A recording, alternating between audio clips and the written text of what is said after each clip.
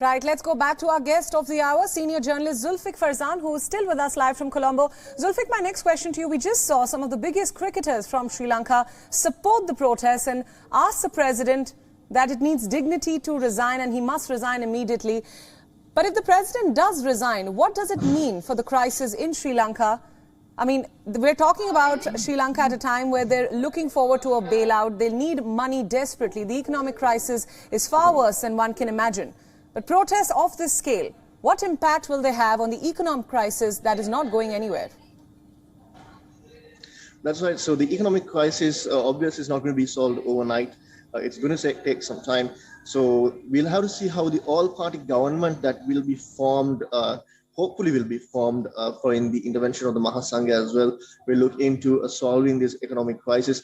So like if you look back at what happened, so all these protests were stemming from the economic crisis, and it aggravated the moment when people started losing cooking gas, fuel, some people being forced to wait for weeks in line just to obtain a few liters of fuel for their vehicles, and then about 16 people also died in these fuel queues. That blew up the frustrations of the Sri Lankans, and that is why people started taking out to the streets with small cluster protests across the island, including something called the kitchen lament, where people were bringing their pots and pans out into the open and then saying, look, these things used to have food in them, but now these are empty because they can't afford anything.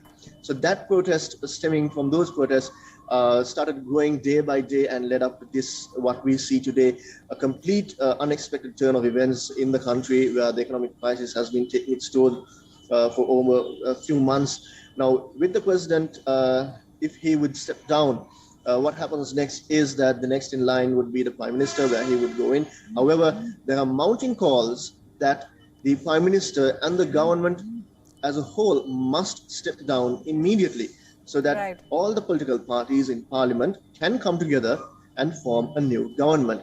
Now, over the past few days, we've been seeing different factions holding talks on the possibility of forming this new all-party government, which they say that could eliminate the crisis and alleviate the lifestyle of the people. Right, Zulfick, you're of course with us from Colombo. Tell us about the situation around you right now and how tightened is the security. From what we're seeing right now, military personnel and the police have been unable to rein in the crowds. What's the latest that you can tell us? So right now, I'm confined to one small space here, but away from me, a few meters away from the back wall that you see, there is a protest site. So what's happening right now is that the protesters in their large numbers continue to gather opposite the presidential secretariat and the president's house, where they continue to mount their demands for change. Even though the president is nowhere to be found, they still call for him to officially make his announcement of resigning as president of the country. Now, the protesters, the call for this protest was made on social media several weeks ago, and activists on major mainstream media as well. So this morning, people use trains, buses, trucks, whatever vehicles they can find, or even walk. And even now, even after all these events, there are still thousands coming to Colombo to join the protest from all over the islands, even from places like Jaffna, Kilinochchi, Hambantota, and all the way down south to Galle.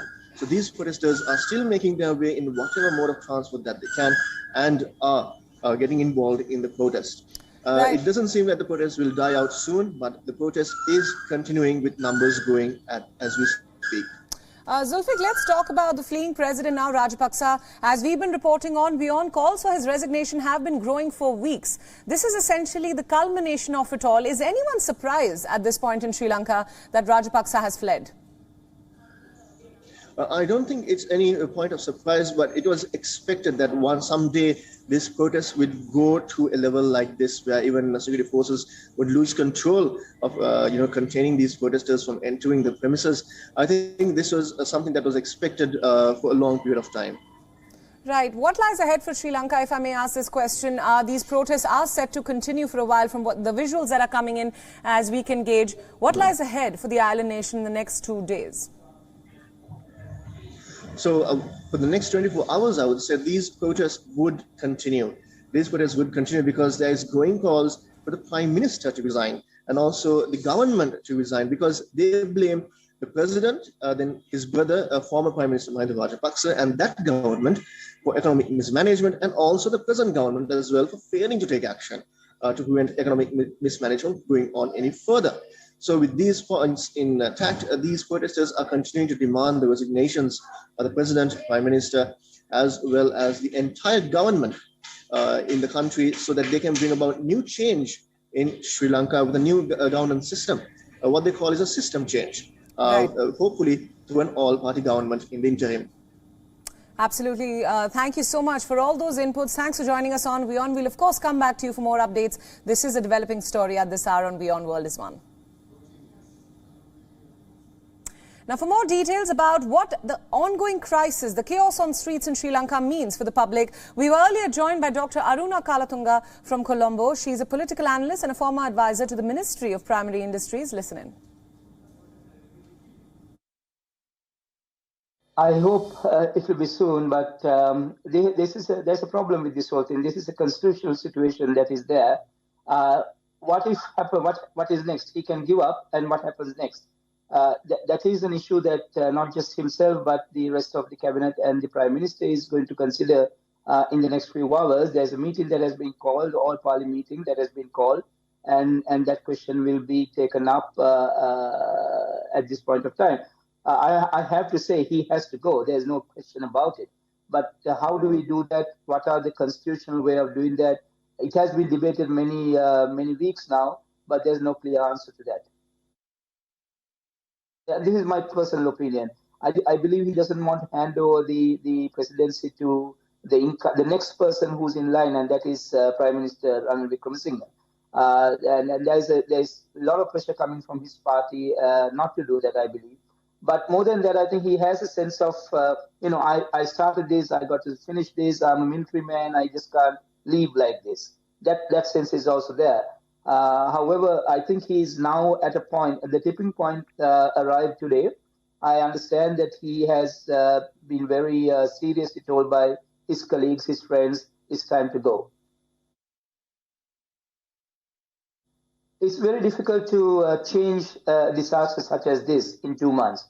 So basically what Ranil Wickremesinghe has done is to rebuild the confidence, especially amongst the international community that has been working with us over a period of time, especially the debtors.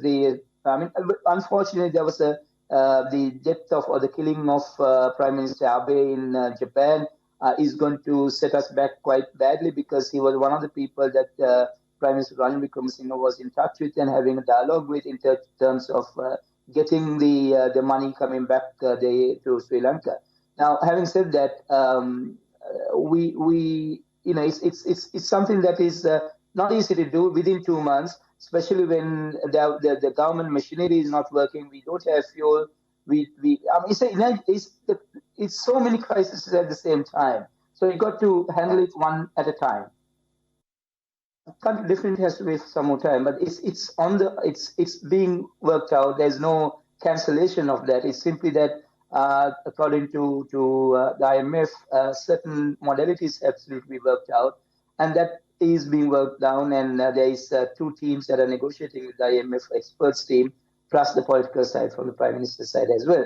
So those modalities are being worked out. The debt restructuring talks are going on.